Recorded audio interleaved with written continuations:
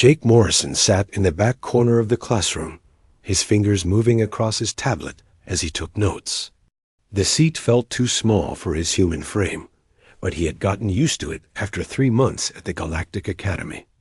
Around him, dozens of alien students filled the room with their strange sounds and movements. The classroom was huge, with a curved ceiling that showed the stars outside Kepler Station. Biopods of different shapes and sizes held students from across the galaxy. The insect-like Vrekti clicked their sharp mandibles as they talked. The luminari glowed with soft blue light, their bodies looking like living glass. The Quellan students bubbled quietly, their wet skin changing colors as they spoke. Jake was the only human in the class. He was also the only human on the entire station. Most days, he tried not to think about how different he was from everyone else. Today felt different, though. Today, Professor Veltar had promised to teach them about the most dangerous creatures. In the galaxy. Professor Veltar walked into the room, his 6 arms moving in perfect coordination. His body was made of what looked like living crystal, and his face had no mouth that Jake could see. Instead, his voice came from somewhere inside, his chest deep and clear. "Students," Professor Veltar began, "today we will study the most feared predators known to galactic civilization. We will learn about creatures so dangerous that entire star systems avoid their home worlds." Jake looked around the room. The other students seemed excited. A few Vrekti were rubbing their claws together, making a sound like metal on metal. The luminari grew brighter, which Jake had learned meant they were interested. Even the usually quiet Quellan were changing to deeper colors.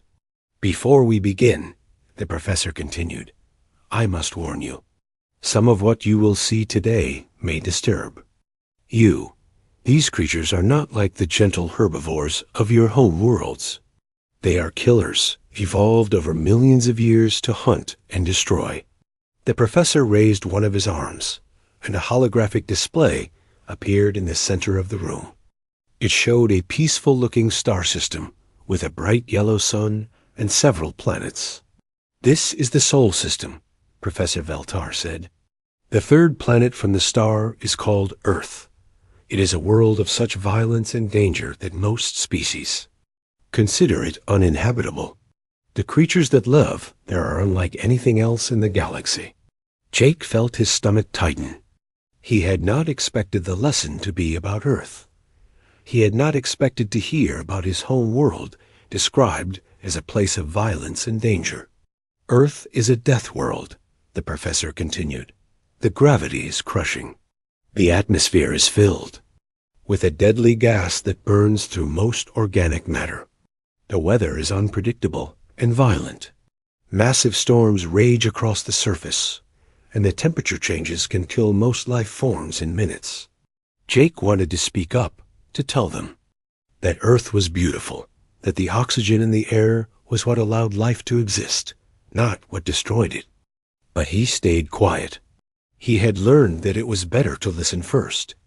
The hologram changed to show images of Earth's surface. Jake saw familiar sights: green forests, blue oceans, snow-capped mountains.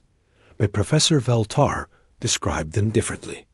The surface is covered in a liquid that dissolves most metals, the professor said, pointing to an ocean. The land masses are constantly shifting and breaking apart. Underground, molten rock waits to burst through the surface without warning. A luminary student named Brightsong dimmed her glow and whispered to her neighbor, "How could anything live in such a place?" "That is exactly what makes Earth's creatures so dangerous," Professor Veltar answered, even though the question had been whispered. "They evolved in conditions that would kill most of us instantly. They are harder, stronger, and more violent than anything else in the galaxy." The professor moved closer to the hologram, his crystalline features reflecting the light. "Today, we will study these creatures.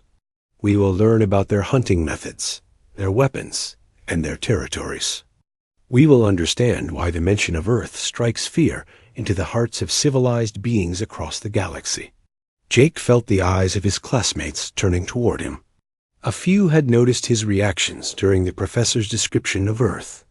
A Vrekti named Sharp Claw was staring at him with compound eyes that seemed to see everything. A Quellen called Bubble Deep had turned a shade of purple that Jake had learned meant curiosity or suspicion. "Some of you may be wondering," Professor Veltar said, his voice dropping to almost a whisper, "why we study these creatures at all. Why do we learn about beings we hope never to encounter?" The professor paused, letting the question hang in the air. The classroom was completely silent, except for the soft humming of the station's life support systems. "We study them because knowledge is power," he continued. "We study them because these creatures have begun to leave their world. They have built ships and travel between the stars.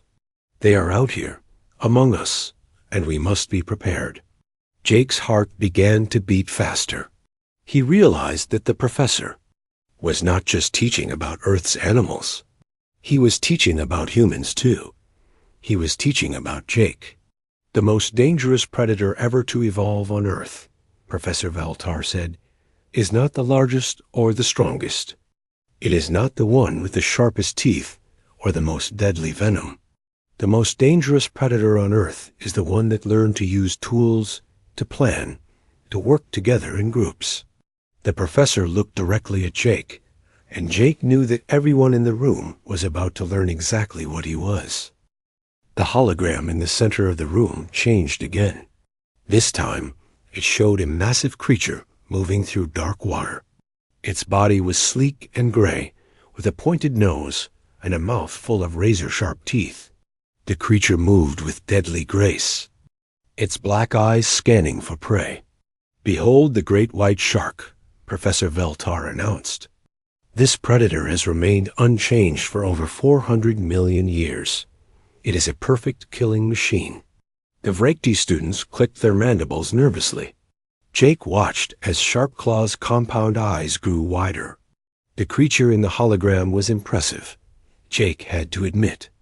He had seen sharks before, during family trips to the ocean, but he had never thought of them as monsters. "The great white can smell a single drop of blood from miles away," the professor continued. "Its jaws can bite through steel. It attacks from below, using surprise and overwhelming force to kill its prey in seconds."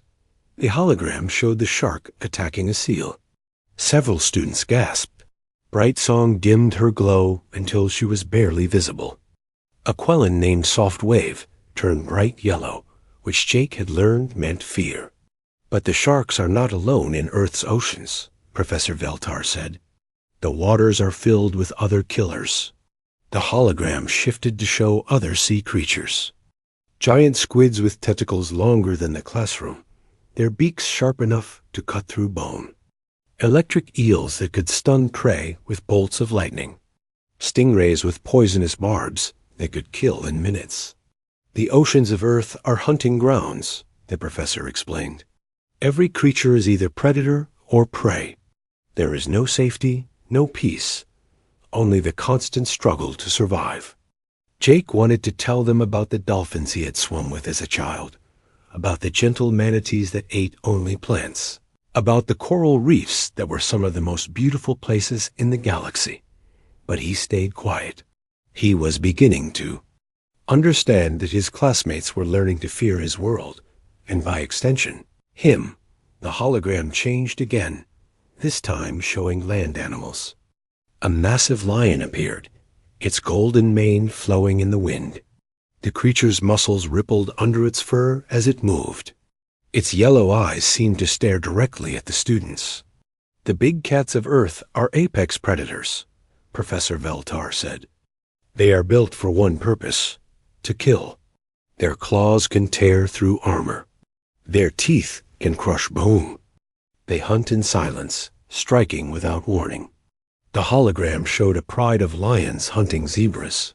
The students watched in horror as the lions worked together, surrounding their prey and cutting off all escape routes. When the attack came, it was swift and brutal. "Note their coordination," the professor pointed out. These creatures are not just killers. They are intelligent killers. They plan their attacks, work as a team, and show no mercy to their victims. A luminary student named Glaubright whispered, "How can such beautiful creatures be so violent?" "Beauty and danger often go together on Earth," Professor Veltar answered. "The bright colors that attract prey also warn other predators to stay away. Nothing on that world is what it seems." The hologram shifted to show tigers, leopards, and jaguars. Each one was presented as a perfect killing machine. The professor described their hunting methods, their territorial behavior, and their incredible strength. Jake knew that these animals were magnificent, but the way they were being described made them sound like monsters. "The big cats are not the only land predators," the professor continued. "Earth is home to creatures that hunt in packs, using teamwork and intelligence to bring down prey much larger than themselves." The hologram showed a pack of wolves. They were running through snow, their breath visible in the cold air. Their yellow eyes gleamed with intelligence and purpose. The students watched as the wolves chased down a massive elk, working together to separate it from the herd. "Wolves are perhaps the most dangerous pack hunters in the galaxy," Professor Veltar said. "They can track prey for days without rest. They communicate through complex signals that allow them to coordinate attacks across vast distances. They never give up, never show mercy." Jake thought about his childhood dog, a German shepherd named Rex, who had been his best friend. Rex had slept in his bed, played fetch in the backyard, and had been the gentlest creature Jake had ever known. It was hard to connect that memory with the terrifying predators on the hologram. The professor moved on to bears, showing massive grizzlies and polar bears. He described them as unstoppable killing machines that could tear through metal with their claws. He showed crocodiles that had remained unchanged since the time of dinosaurs, waiting motionless for hours before striking with lightning speed. But perhaps the most terrifying creatures on Earth are the smallest ones, Professor Veltar said.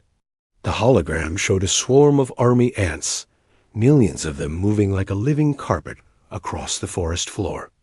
These creatures show no fear, no hesitation. They will attack anything that stands in their way. They strip the flesh from bones in minutes, leaving nothing but clean skeletons behind. The students were becoming more and more uncomfortable. Several Vrekti had moved their seats away from the hologram. The luminari had dimmed their glow so much that they were barely visible. Even the normally colorful Quellen had faded to dull gray. "Killer bees," the professor continued, showing. "A swarm of angry insects. They will chase threats for miles, attacking again and again until their victim is dead. They fear nothing, not even creatures 1,000 times their size." Jake wanted to explain that most bees were peaceful, that they only attacked when threatened, that they were essential for pollinating the plants that fed the world. But he could see that his classmates were already too frightened to listen to reason. The professor showed more creatures: venomous snakes, poisonous spiders, scorpions with stingers that could kill in seconds. Each one was presented as a perfect weapon, evolved for the sole purpose of killing. "This is the world that created Earth's ultimate predator," Professor Veltar said. "A world where only the strongest, smartest, and most ruthless could survive. A world that forged the most dangerous creature the galaxy has ever known." The professor paused, his crystalline features reflecting the light from the hologram. Jake felt every eye in the room turning toward him. He knew what was coming next, and he was not sure he was ready for it.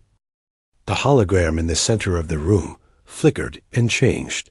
This time, it showed something different from the animals that had come before. The image was of a creature that walked on 2 legs, covered in animal furs and carrying crude weapons, made of stone and wood. "And now," Professor Veltar said, his voice dropping to almost a whisper, "we come to Earth's ultimate predator. The creature that conquered not just its own world, but has begun to spread across the galaxy. The students leaned forward, their various forms of breathing creating a mix of sounds in the suddenly quiet room. Jake felt his heart beating faster as he realized what was happening. "Behold the human," the professor announced. The hologram showed early humans, primitive and rough-looking compared to the civilized beings in the classroom. They wore animal skins and carried spears. Their faces were hard and determined, their eyes alert and dangerous. "Look at this creature," Professor Veltar continued. "No natural armor like the Vrekti. No energy manipulation like the Luminari. No adaptive camouflage like the Quellan. By all rights, this species should have died out long ago." The professor walked around the hologram, his 6 arms gesturing at different parts of the primitive human display. "They have no claws, no fangs, no venom. Their skin is soft and easily damaged. They are slower than most predators, weaker than most prey animals. Yet they became the dominant species on their world." Jake felt uncomfortable as his classmates began to stare at him. He could see fear in their eyes, curiosity mixed with terror. Sharp-Claw's compound eyes were fixed on him, unblinking. Bright Song had dimmed her glow so much she was almost invisible. How did they do it? The professor asked. How did such a weak creature become the apex predator of a death world? The hologram changed to show early humans hunting. They were chasing a massive woolly mammoth, a creature 10 times their size.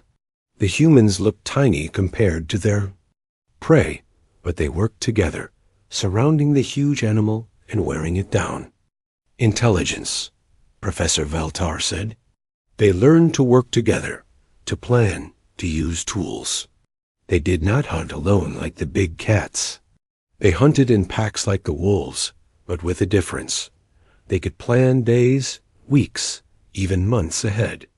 The hologram showed humans making tools, sharpening stones, crafting spears. Their hands moved with skill and purpose, creating weapons from nothing but raw materials. "They turned everything into a weapon," the professor explained. "Rocks became hammers, sticks became spears. They learned to make fire, to cook their food, to preserve it for later. They were the first species to completely master their environment." Jake watched as the display showed humans in different environments, hunting in frozen tundra, surviving in burning deserts, living in dense jungles. They adapted to every climate, every challenge their world threw at them.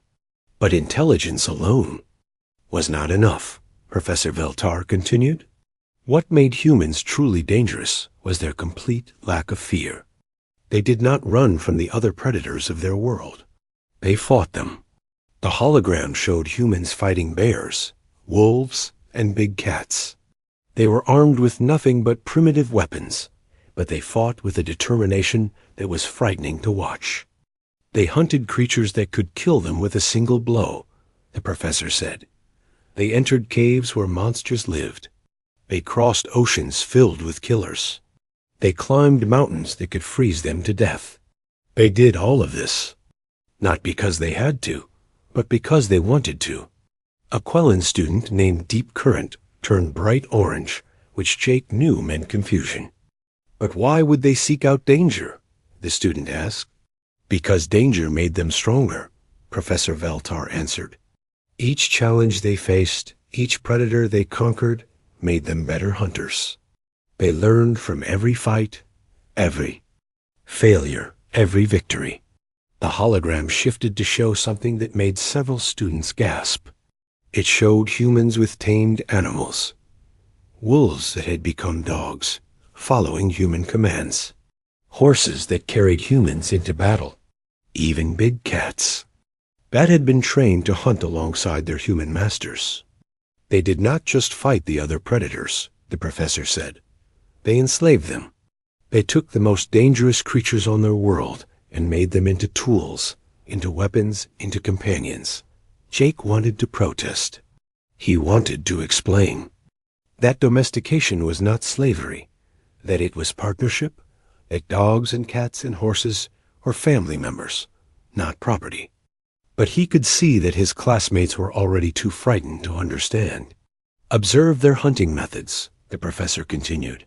The hologram showed humans using persistence hunting, chasing prey for hours or even days until the animal collapsed from exhaustion. They do not have the speed of a cheetah or the strength of a bear, Professor Veltar explained, but they have something more dangerous: endurance. They can run for days without stopping. They can go without food or water longer than almost any other creature. They simply outlast their prey. The students were becoming more and more uncomfortable. Several had moved their seats away from Jake. He could hear whispered conversations in languages he did not understand, but the tone was clear: fear. But perhaps the most terrifying thing about humans, the professor said, is that they do not just kill for food. They kill for sport, for territory, for resources that they do not even need. They are the only known species that wars against itself. The hologram showed ancient battles, humans fighting other humans with swords and spears.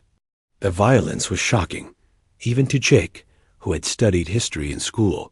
They fight not just for survival, but for ideas, for beliefs, for things that cannot be seen or touched. They will die for concepts that exist only in their minds. They will kill for the same reasons. Jake felt sick. Everything the professor was saying was true, but it was only part of the truth. Humans did fight wars, but they also made peace. They did kill, but they also healed. They were capable of terrible violence, but they were also capable of incredible kindness. And now, Professor Veltar said, these creatures have left their world. They have built ships and traveled to the stars. They are out here, among us, spreading across the galaxy. The professor turned to look directly at Jake. In fact, we have one with us today. Every eye in the room turned to Jake. The silence was complete except for the humming of the station's life support systems. Jake felt like he was under a microscope, being examined by beings who now saw him as a dangerous predator. Mr. Morrison, Professor Veltar said, perhaps you would like to share your thoughts on my presentation. Jake stood up slowly, his human height making him tower over most of his classmates. Several students actually moved backward in their seats. He could see the fear in their eyes, the way they watched his every movement. He looked around the room, at beings he had thought of as friends, who now saw him as a monster. He took a deep breath and prepared to speak. Jake stood in the back of the classroom, feeling the weight of every stare. His classmates had backed away from him, their various forms of fear obvious in their postures and colors. The Vrekti had their claws extended, ready to defend themselves. The Luminari had dimmed to almost nothing. The Quellan had turned colors Jake had never seen before, deep purples and dark grays that seemed to pulse with anxiety. Mr. Morrison, Professor Veltar repeated, his crystalline features reflecting the light from the hologram. Please share your thoughts on what we have learned today. Jake looked around the room one more time. These beings had been his classmates for months. He had studied with them, eaten with them, laughed with them. Now they looked at him like he was a monster waiting to attack. Well, Professor, Jake said, his voice calm despite his racing heart, I think you got some things right. But you missed a lot too. Oh? Professor Veltar's voice carried a note of amusement. Please, enlighten us about your species, Mr. Morrison. Jake took a step forward, and immediately 3 Vrekti scrambled backward. He stopped, holding up his hands to show he meant no harm. The gesture seemed to calm them slightly, but they still watched him with obvious fear. You talked about all those animals like they were our enemies, Jake began.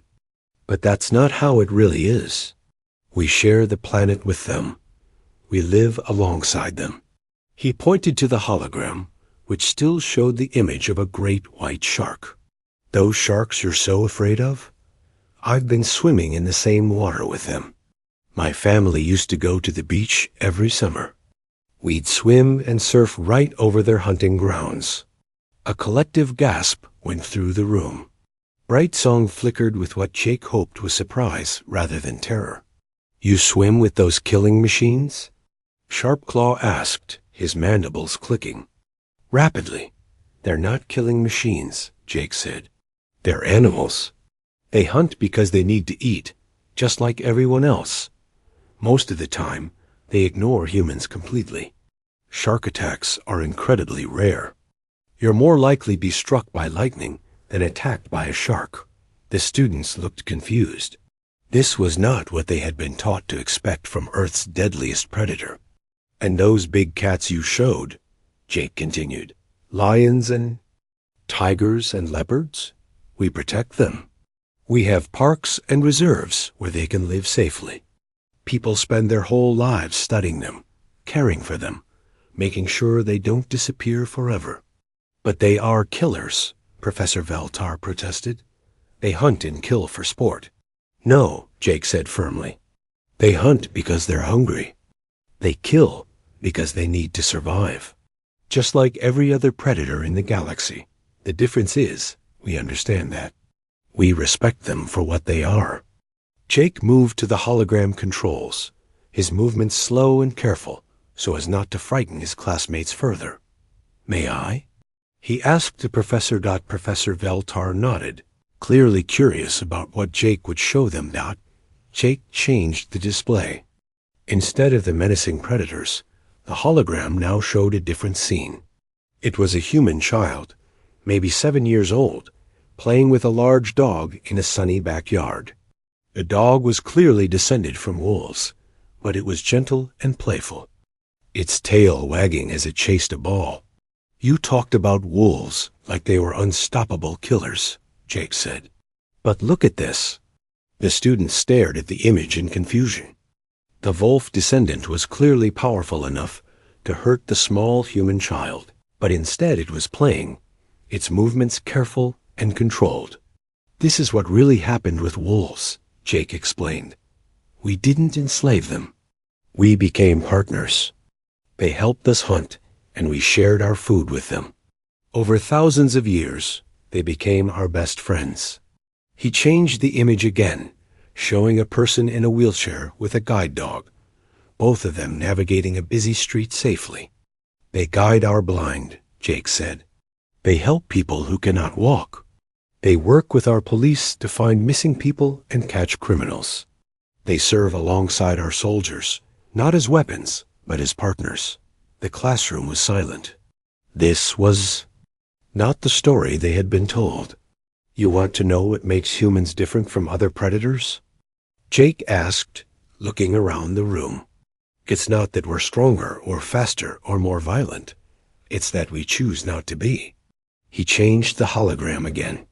This time it showed human doctors performing surgery, teachers in classrooms, firefighters rescuing people from burning buildings. Every human has the ability to be violent, Jake continued. You got that part right, Professor. But every human also has the ability to choose kindness instead. The image showed disaster relief workers helping victims of earthquakes and floods. People of different races and backgrounds working together to rebuild their communities. We're the species that runs into burning buildings to save strangers, Jake said. We donate blood to people we've never met. We adopt orphaned animals and raise them as our own children. Softwave, a Quellen student, had changed from fearful, purple to curious green. But why? She asked. Why would you help creatures that are not your family? Because that's what makes us human, Jake answered. We don't just care about ourselves or our own species. We care about everyone. He changed the image once more, showing humans working with alien species on various worlds. There were humans teaching alien children, human doctors treating alien patients, human engineers working alongside alien scientists. You said we left. Our world is spread across the galaxy, Jake said. But we didn't come to conquer. We came to help. We came to learn. We came to make friends. The fear in the room was slowly being replaced by curiosity. Several students had moved their seats back closer to normal positions. Brightsong had begun to glow again, though still dimly. "But you are still dangerous," Professor Veltar said. "You cannot deny that your species is capable of great violence."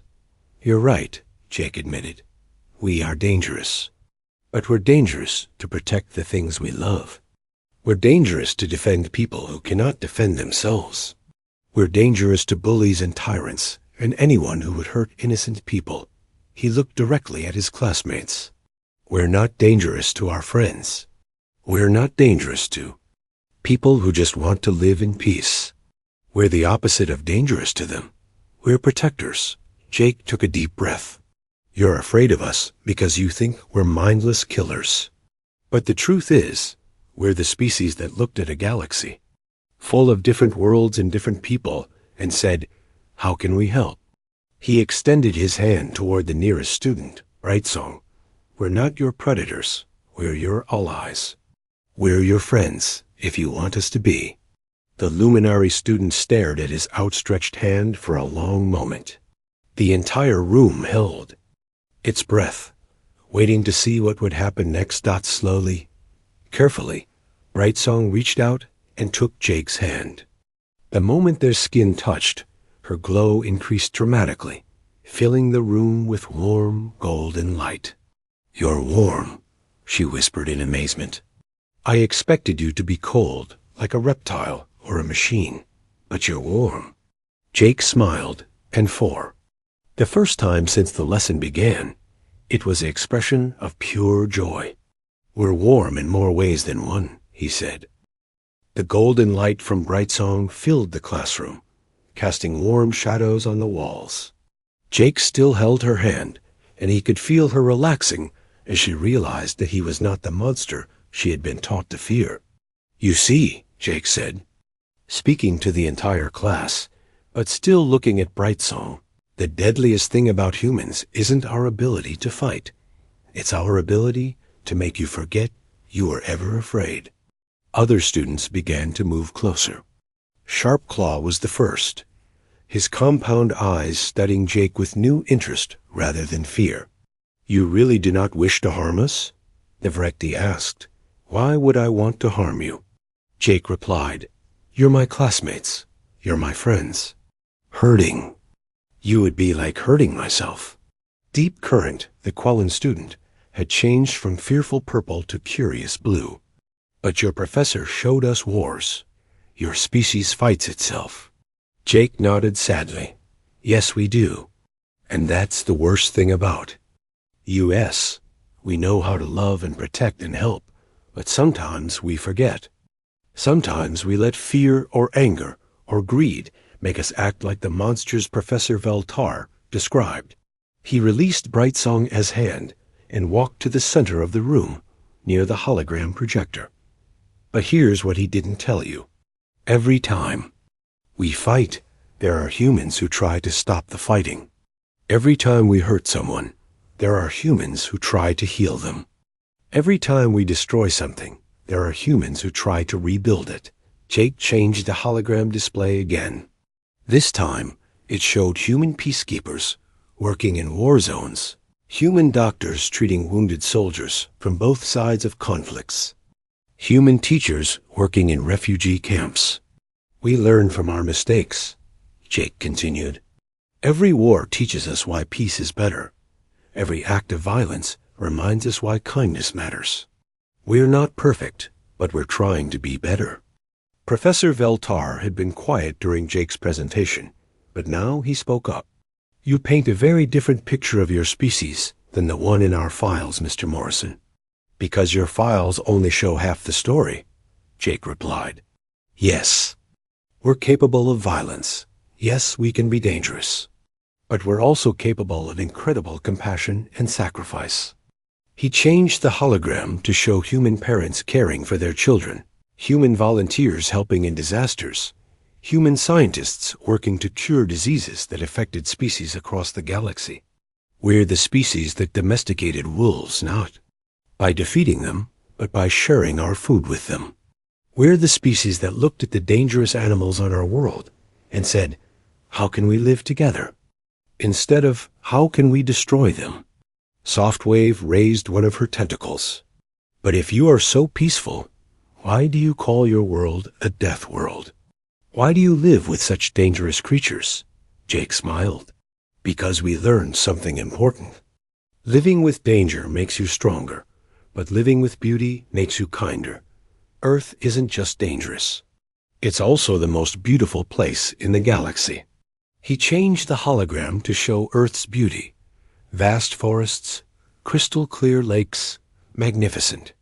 Mountains, coral reefs teeming with colorful life. The students gasped at the images. Every sunset is different, Jake said. Every forest has its own music. Every ocean has its own personality. We learned to love our world not despite its dangers, but because of them. The dangers made us strong, but the beauty made us human. The hologram shifted to show humans and animals living together peacefully, people swimming with dolphins, children playing with puppies, families watching birds in their gardens. We share our world with 65 million different species. Jake continued. We've learned that every one of them has something to teach us. The wolves taught us about loyalty. The dolphins taught us about joy. The elephants taught us about memory and family. Bright Song was glowing brighter now, her fear completely gone. What did the sharks teach you? She asked. Jake grinned. Sharks taught us about focus. They never waste energy on things that don't matter. They're perfect at what they do because they concentrate completely on being themselves. He looked around the room at his classmates, who were no longer afraid but fascinated. That's what we learned from every predator on our world. We didn't conquer them. We learned from them. And then we tried to be better than them. Better how? Asked Sharp Claw. Better because we choose when to be predators and when to be protectors, Jake answered. A lion kills because it's hungry. A human can choose to go hungry rather than hurt someone who doesn't deserve it. Professor Veltar moved closer to the hologram. So you are saying that your species' greatest weapon is restraint? Our greatest weapon is choice, Jake corrected. We can choose to be killers or healers. We can choose to be destroyers or builders. We can choose to be enemies or friends. Jake gestured to his classmates. I could have walked into this room on the first day and tried to dominate everyone to prove that humans are the strongest species. Instead, I chose to sit in the back corner and take notes. I chose to learn from all of you. The hologram changed one final time, showing the very classroom they were sitting in. It showed Jake working on group projects with Vrekti students, sharing meals with Luminari, helping Quellen with their studies. This is what humans really are, Jake said. We're the species that looks at a room full of different people and sees not enemies or prey, but potential friends and teachers. He walked over to Deep Current, the Quellen who had asked about wars. You taught me that communication doesn't have to be just words. Your color changes are like poetry. He moved to Sharp Claw. You taught me that being different doesn't mean being wrong. Your way of thinking helped me solve problems I couldn't figure out on my own. Finally, he returned to Bright Zone. And you taught me that sharing light with others makes it brighter, not dimmer. The Luminary student was now glowing so brightly that the entire room was filled with warm golden light. Other students were beginning to relax, their fear replaced by curiosity and wonder. Professor Veltar, Jake said, turning to face the teacher, you were right about one thing. Humans are the most dangerous predators Earth ever produced. But not because we're killers. Then why? The professor asked, his crystalline features reflecting the golden light from Bright Zone. Because we're collectors, Jake answered. We collect friends. We collect knowledge. We collect beauty and stories and experiences. And once we collect something, we protect it with everything we have. Jake gestured around the room. In 3 months, I've collected all of you as friends. That means if someone tried to hurt you, they'd have to go through me first. That's what makes us dangerous. Not our ability to destroy, but our willingness to defend. The students looked at each other, then back at Jake. The fear was completely gone now, replaced by something warmer and stronger. We're dangerous because we make bonds, Jake continued. We adopt stray animals and raise them as family. We help strangers without asking for payment. We remember kindnesses for decades and try to pay them forward. He pointed to the hologram, which still showed the classroom scene. Every person in this room is now under human protection, whether you want it or not. That's just how we work. Sharpclaw clicked his mandibles, but this time it was the sound Jake had learned meant amusement. So we are your pack now? Your. My family now, Jake corrected. And humans will do anything to protect their family. Professor Valtar stood quietly for a moment, processing what he had learned. Perhaps, he said finally, our intelligence files need updating. Maybe, Jake said with a smile. But I think the most important thing isn't what's in your files. It's what you choose to do with the information. Brightsong raised her hand. Jake, will you teach us more about Earth? The real Earth, not just the dangerous parts? I'd love to, Jake replied. But only if you'll teach me more about your worlds too. I want to collect all your stories. The class erupted in excited chatter as students began volunteering to share their whole world histories. Professor Valtar watched with interest as a xenobiology class transformed into something much more valuable. A bridge between species. Class dismissed, the professor announced, though no one moved to leave. Mr. Morrison, perhaps you would be interested in guest lecturing about human-animal relationships. Only if my classmates can help, Jake said. They've taught me that the best way to understand anything is to see it through different eyes. As the students gathered around Jake, asking questions and sharing their own stories, Professor Valtar made a note in his files.